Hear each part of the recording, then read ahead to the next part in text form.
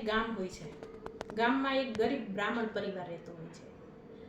ગરીબ બ્રાહ્મણ છે એ આખા ગામમાં પોતાનું સીધું માગી અને માંડ માંડ પોતાનું જીવન નિર્વાહ ચલાવતું હોય છે. તેમને એક નાનો બાળક હોય છે.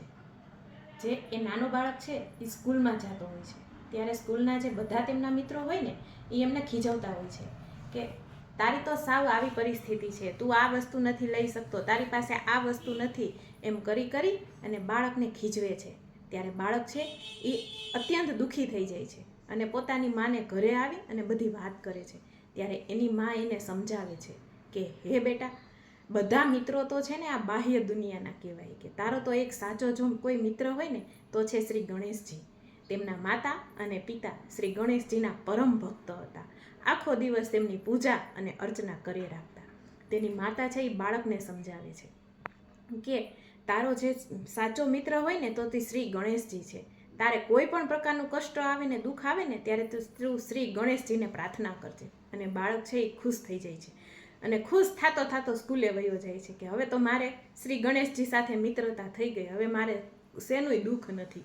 અને એવી રીતના આમ દિવસો વીતતા જાય છે. એક દિવસ બ્રાહ્મણ છે એને બહાર જવાનું થાય છે અને શ્રી ગણેશજીનો થાળ ધરવાનો હોય ને એ એમના બાળકને કહેતો જાય છે કે આજે હું બહાર જાઉં છું એટલે શ્રી ગણેશજીનો થાળ આજે તું ધરજે. ત્યારે બાળક છે એ કે કાંઈ વાંધો નહીં અને સ્કૂલે ચાલ્યો જાય છે. જ્યારે સ્કૂલેથી પરત આવે છે ને ત્યારે તેમની માતા સરસ મજાનો થાળ તૈયાર કરી દે છે અને બાળકને આપે છે. બાળક તે થાળ લઈ શ્રી ગણેશજીને ધરાવે છે અને આખો દિવસ પોતાની દિનચર્યા જે થઈ હોય ને એ શ્રી ગણેશજી પાસે વર્ણન કરે છે કે મારા મિત્રો આવા છે, મને મારા મિત્રો આવી રીતના ખીજવે છે, મારા સ્કૂલના ટીચર આવા છે. એવી રીતના આખી પોતાની જે દિનચર્યા હોય, પોતાની સાથે જે બનતું હોય ને એ બધું શ્રી ગણેશજીને કહે છે. ત્યારે ઘણો ટાઈમ વીતી જાય છે. ત્યારે બાળક એમ કહે છે કે હાલો હાલો, હવે આપણે બહુ વાત થઈ ગઈ, હવે તમે તમારો થાળ જમી લ્યો તો હું જમવા ભેગો થાવી કે. અને ગણપતિ બાપાને પ્રાર્થના કરે છે કે તમે હવે જલ્દી જમી લ્યો. પરંતુ શ્રી ગણેશજીની મૂર્તિ પથ્થરની હતી, તે ક્યારેય થાળ જમે ન જમે. પરંતુ આ બાળકનું તો માનસ મન હતું ને, તેને એ વાતની ક્યાં સમજ હતી કે આ તો પથ્થરની મૂર્તિ છે. પરંતુ એ પથ્થરની મૂર્તિમાં પણ પોતાના શ્રી ગણેશજીને શોધતો હતો. એટલે તે શ્રી ગણેશજીને પ્રાર્થના કરે છે અને કરુણ આક્રાંત કરે છે કે તમે બહુ ટાઈમ લગાડ્યો, હવે તો જમી લ્યો. કે અને જો તમે નહીં જમો ને તો મારા જે પિતાજી છે એ આવીને ખીજાશે કે તે થાળ ધરવામાં કોઈ પણ પ્રકારની કચાશ રાખી હશે, એટલે શ્રી ગણેશજી જમ્યા નથી. પરંતુ બાળકની આ કરુણતા અને આ આક્રંદ જોઈ પથ્થરમાંથી શ્રી ગણેશજી પ્રગટ થાય છે અને થાળ જમે છે. ધીમે ધીમે મરક મરક મંદ મંદ મુસ્કાતા આ થાળ જમે છે.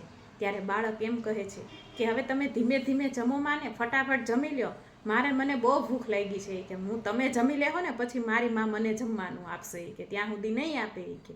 આવી રીતના શ્રી ગણપતિ બાપા છે એ ધીમે ધીમે હસતા હસતા થાળ જમે છે. ત્યારે પેલો બાળક છે એ એને પ્રશ્ન કરે છે કે મારી માં તમને ત્રિકાળ જ્ઞાની કહે છે કે દુનિયાનું બધું જ્ઞાન છે ને એ શ્રી ગણેશજીમાં છે કે. તો મારે સ્કૂલે નથી જવું, તમે મને ભણાવો નહીં કે.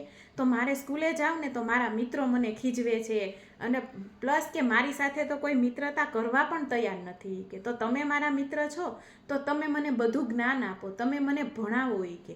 ત્યારે શ્રી ગણેશજી છે કે કાંઈ વાંધો નહીં, કાલે સવારે તારા સ્કૂલના ટાઈમે છે ને અહીંયા આવી જાજે કે.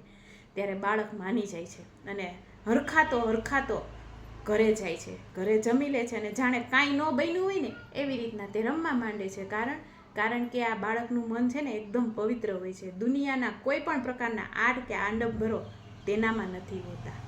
એટલે તે બીજે દિવસે સવારે બેગ લઈ અને સ્કૂલે જવા તૈયાર થઈ જાય છે. પરંતુ સ્કૂલે નથી જતો, જે ગણેશજીનું જે નાનું મંદિર હોય ને ત્યાં જાય છે અને પોતે સામાન્ય રીતે સ્કૂલે ભણતો હોય ને તેવી રીતના ભણવા માંડે છે. આવી રીતના 3 દિવસ વહી ગયા, 4 દિવસ વહી ગયા. એક દિવસ તેના માતા પિતાને શક જાય છે કે આ આટલો બધો ખુશ કેમ રહે છે કે ગમે એ કંઈક નક્કી કોઈ વાત છે. અને એક દિવસ તેના માતા પિતા તેમનો પીછો કરે છે. પરંતુ આ બાળક તો રોજની જેમ સ્કૂલે જવા તૈયાર થાય છે, પરંતુ સ્કૂલનો રસ્તો નથી પકડતો, ગણપતિ બાપાના મંદિરે જાય છે. તેમના માતા પિતા પણ તેમની પાછળ જાય છે અને મંદિરની અંદર જાય છે. ત્યારે તેમના માતા પિતા બંને બહાર ઊભા રહે છે.